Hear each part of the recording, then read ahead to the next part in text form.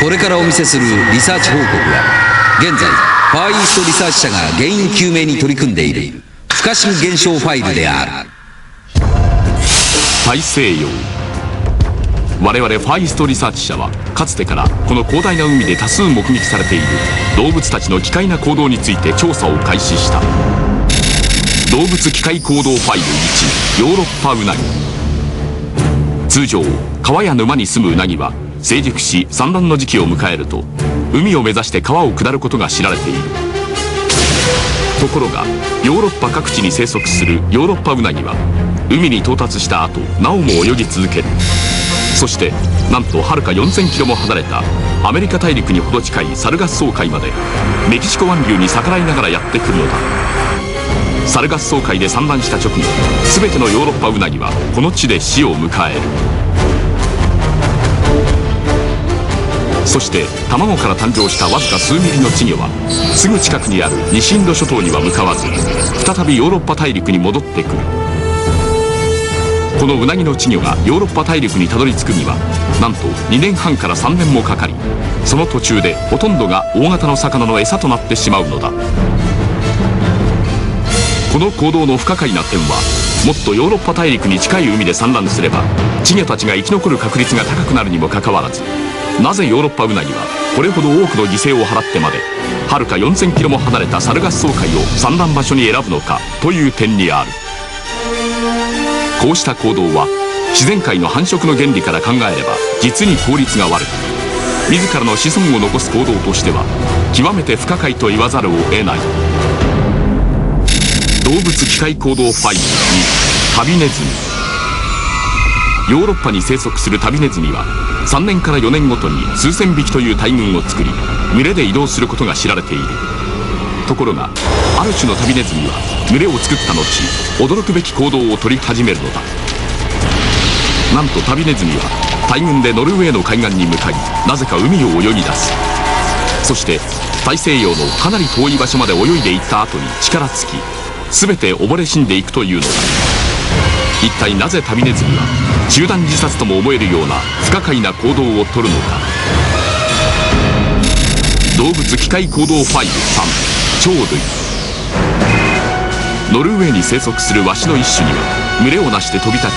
大西洋上で旋回を続けた末に力尽きて海に落ちていく不思議な行動をとる者がいるという。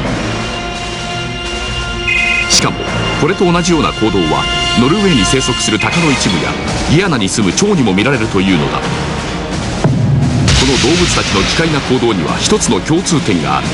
それは全て大西洋の中央を目指しそして死んでいくという点である。一体なぜ多くの動物が大西洋を死に場所に選ぶのか。そこには何か秘密があるとでも言うのだろうか。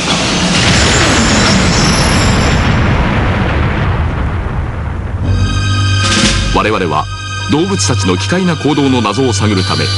アメリカ南メイン大学の動物行動学者ローレン・コールマン氏を訪ねた。ヨーロッパウナギやタビネズミ、さらには鳥類が命を捨ててまで大西洋の中央に集まろうとするのは祖先から受け継がれた本能に従っての行動だと思います。本能に従っての行動、これは一体どういうことなのか。さらにリサーチを進めた我々は動物たちの奇怪な行動について驚くべき仮説を唱える人物を突き止めた。元アメリカシカゴ大学考古学研究所のフランク・ジョセフ氏である。実はかつて大西洋には巨大な陸地が存在したと思われます。この陸地の存在によって動物たちの奇怪な行動も説明がつくのです。そしてこの陸地こそアトランティスだと私は考えています。アトランティス。アトランティスとは古代ギリシャの哲学者プラトンが紀元前340年頃に記したティマイオスという書物に登場する伝説の島である。この伝説によると今からおよそ1万2000年前ヘラクレスの柱と呼ばれる場所、すなわち現在のジブラルタル海峡の向こうにはアトランティスと呼ばれる広大な陸地が存在したという。このアトランティスは古代のトルコとリリアを合わせたよりも大きな島であり、貴金属などの地下資源や船の材料となる森林資源に恵まれていた。さまざまな果実や穀物などの豊富な食料の収穫により莫大な富を持つ国家を築いていたという。アトランティスは多くの資源と進んだ文明を持ち、当時のエジプトなど地中海全域の国を支配するほど強大な国家であった。しかし伝説によると、繁栄を極めたアトランティスは大きな地震と洪水によって一日と一夜にして海の底に沈んでしまったという。ジョセフ氏によれば、この伝説の中に登場するアトランティスという島の存在により、動物たちが奇怪な行動をとる理由の説明がつくというのだ。一体どのような説明がつくというのか。そしてアトランティスは本当に実在していたのだろうか。元シカゴ大学のジョセフ氏によると、伝説のアトランティスが実在していたとすれば、動物たちの奇妙な行動の説明がつくという。一体どのような説明がつくというのか。では大西洋にアトランティスがあったと想定して、動物たちの行動をもう一度検証してみよう。まずヨーロッパウナギの場合、大西洋の中央にアトランティスが存在した場合、アトランティスにはアメリカ大陸からメキシコ湾流が打ち寄せることになる。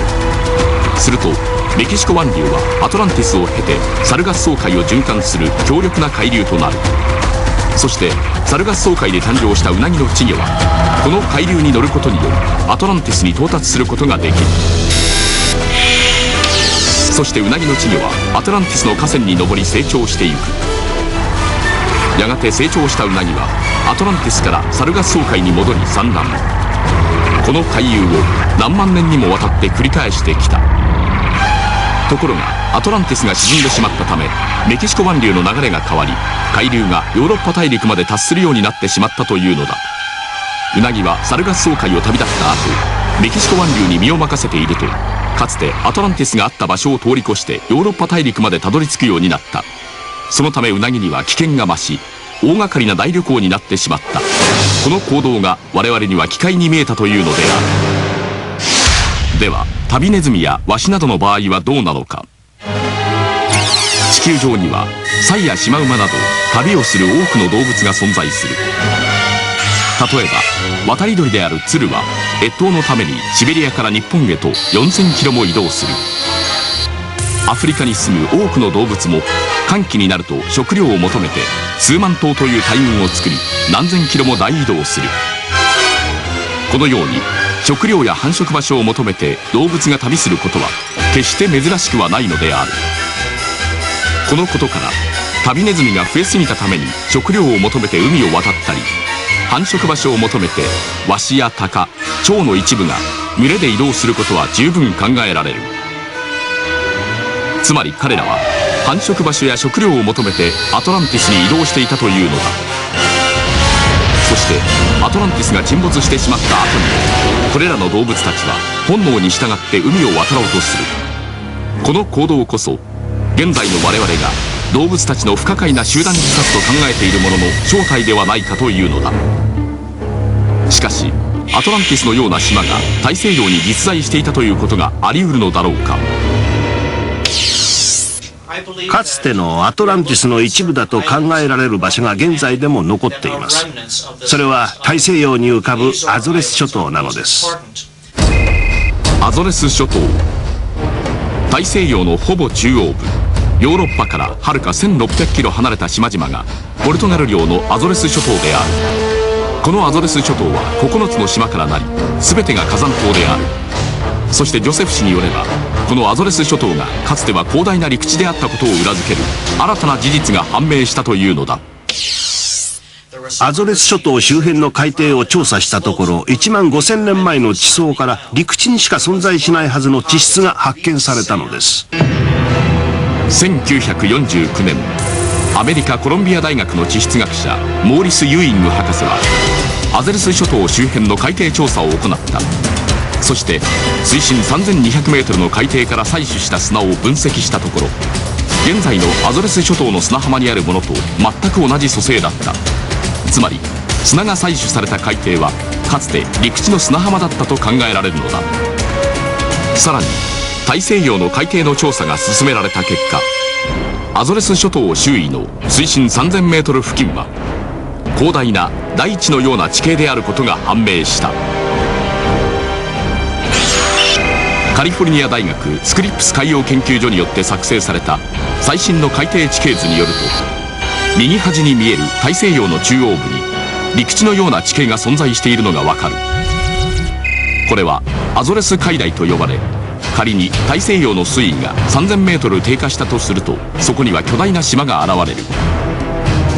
これがかつて大西洋にアトランティスという巨大な陸地が存在したのではないかというジョセフ氏の仮説の根拠になっている。つまり海に沈んだアトランティスの陸地の一部が海上に残され、それが現在のアゾレス諸島になったのではないかというの